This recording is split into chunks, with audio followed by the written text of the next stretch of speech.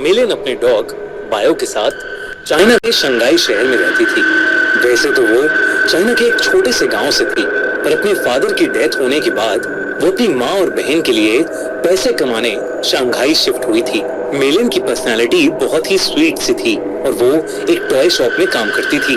उसे टॉयज बहुत पसंद थे, लेकिन उन टॉयज में से उसे सबसे ज्यादा पसंद थी डॉल्स। क्योंकि वो एक टॉय शॉप में काम करती थी तो वो डिस्काउंटेड रेट्स पर अपनी मनपसंद डॉल्स ले लेती थी। उसके घर में अलग अलग देशों से आई हुई यूनिक डॉल्स थी। एक दिन उसकी शॉप में एक लिमिटेड एडिशन लबूबू डॉल का कलेक्शन आया, जहां सारी डॉल्स आते ही बिक गईं। एक डॉल मिलिन ने पहले से ही अपने लिए अलग रख ली थी। उस लबूबू डॉल का कलर गोल्डन था, एक ऐसा शेड जो बाकी लबूबू डॉल से अलग था। वो डॉल बहुत ही सुंदर थी और उस लबूबू जितनी क्यूट स्माइल मिलिन ने पहले कभी नहीं देखी थी। मिलिन उस लबूबू डॉल को अपने घर ले गई। वो उस दिन बहुत खुश थी और बस उस लबूबू डॉल को निहारती जा रही थी। उस डॉल की प्यारी सी नीली आंखें, गोल्डन कलर का सुंदर सा फर, लंबे लंबे कान और प्यारी सी बड़े बड़े दांतों वाली स्माइल। मिलिन ने उस लबूबू को जोर से गले लगाया, उसकी ढेर सारी फोटोज खींची और अपने डॉग बाओ को उसकी डॉल फैमिली के नए मेंबर से इंट्रोड्यूस कराया।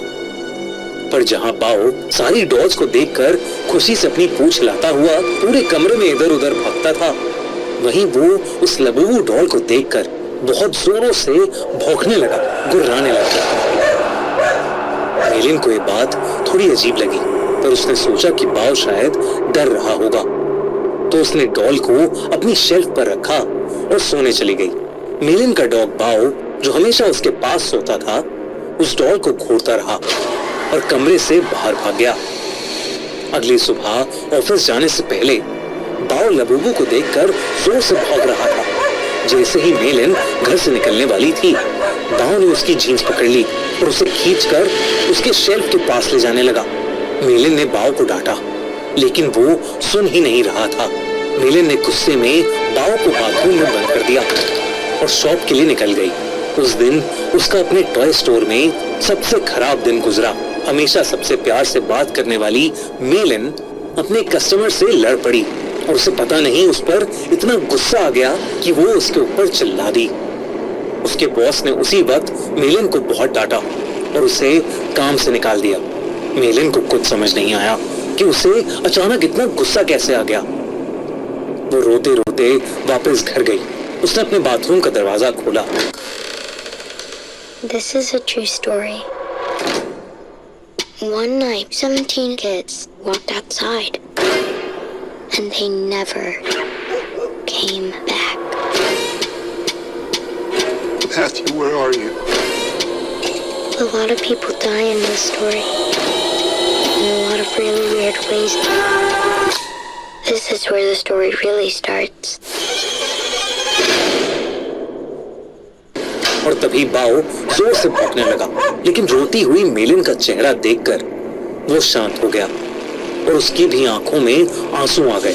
मिलिन उस रात जल्दी सो गई थी। सोते हुए उसे किसी की हंसी सुनाई दी,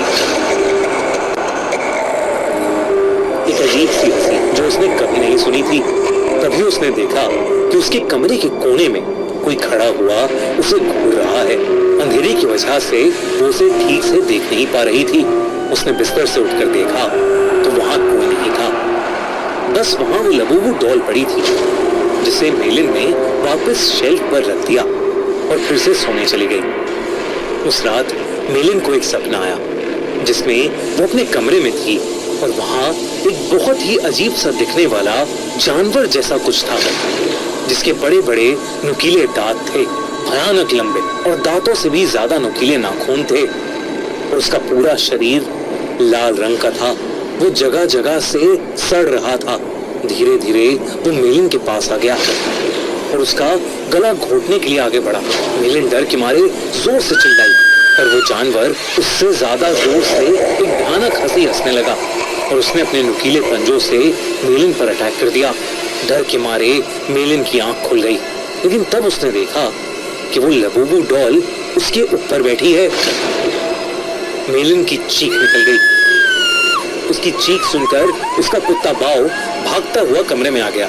मेलिन को समझ नहीं आया कि वो लबूबू डॉल जिसे उसने सोते हुए शेल्फ पर रखा था वो उसके बेड पर कहां से आ गई।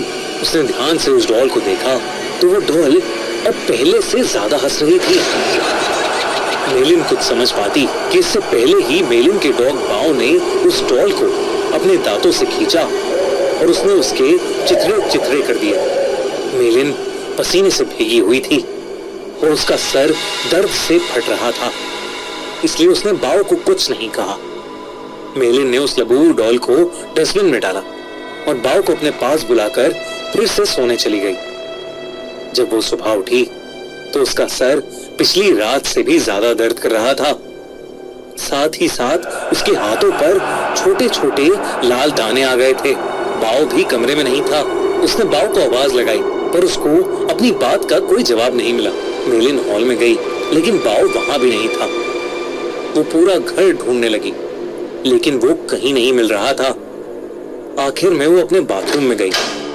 बाओ बाथरूम में भी नहीं था, लेकिन जब उसने अपना चेहरा शीशे में देखा तो उसका पूरा चेहरा उन छोटे छोटे लाल दानों से भर गया था।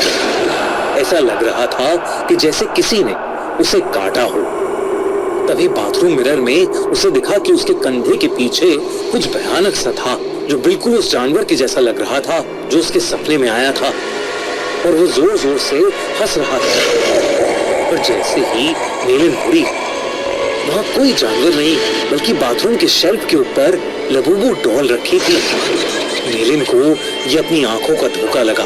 उस लबूबू डॉल को तो उसके कुत्ते बाओ ने तहस नहस कर दिया था, तो अब वो डॉल वहां कैसे आ सकती थी? बल्कि अब उस डॉल के चेहरे की स्माइल एक प्यारी सी स्माइल से बदलकर एक बहुत भयानक हंसी में बदल चुकी थी। मेलिन अब घबरा गई थी और वो बाओ को आवाज देती हुई घर के बाहर चली गई, लेकिन वो आसपास कहीं नहीं मिल रहा था। जब वो वापस घर में घुसी तो उसके होश उड़ गए। वो लबूबू डॉल अब किचन के सिंक के पास पहुंच गई थी। उस डॉल के हाथ और दांत लाल पड़े थे। जब मेलिन ने सिंक के नीचे देखा तो उसके रोंगटे खड़े हो गए। वहां उसके डॉग बाओ की बॉडी पड़ी थी और उसमें से खून बह रहा था। ऐसा लग रहा था कि जैसे उसको किसी ने बुरी तरह नोच खाया है। बाओ मर चुका था और ये देखकर मेलिन की हालत खराब हो रही थी। उसे समझ आ गया था कि लबूबू डॉल कोई आम डॉल नहीं है। उसने इंटरनेट पर लबूबू डॉल से जुड़ी इंफॉर्मेशन सर्च करनी शुरू कर दी। इंटरनेट पर उसने न्यूज पढ़ी तो कई लोगों को उनकी लबूबू डॉल्स हॉन्ट कर रही थी। पूरी दुनिया भर में लबूबू डॉल्स के हॉन्टेड होने के ऐसे कई केसेस सामने आ चुके थे।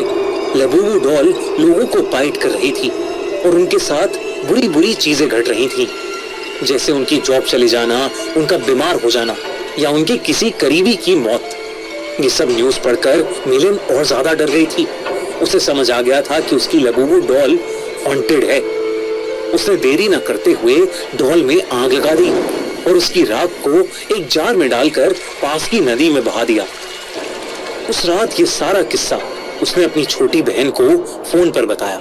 मेलिन को लगा कि शायद अब उस लबूबू डॉल से उसे छुटकारा मिल गया है, लेकिन अगली सुबह मेलिन के घर से उसकी डेड बॉडी मिली। उसकी बॉडी के पास वही लबूबू डॉल पड़ी थी जिसे उसकी टॉय स्टोर में काम करने वाली एक फ्रेंड अपने साथ ले गई।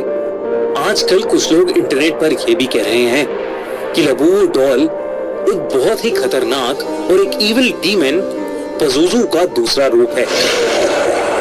कई कंट्रीज में इन्हीं इंसिडेंट्स के चलते लबूबू को बैन कर दिया गया है, तो कई जगह लबूबू पर प्रीस्ट ने एग्जॉर्सिज्म भी किए हैं। दोस्तों, आपको क्या लगता है, क्या लबूबू डॉल सच में कर्स्ड है? क्या उसमें सच में एक डीमन है या ये सब बस एक अफवाह है? Hame Old Photo Colorizer now runs as image colorizing, and one feature is the old photo colorization and the other one is an AI color correction model.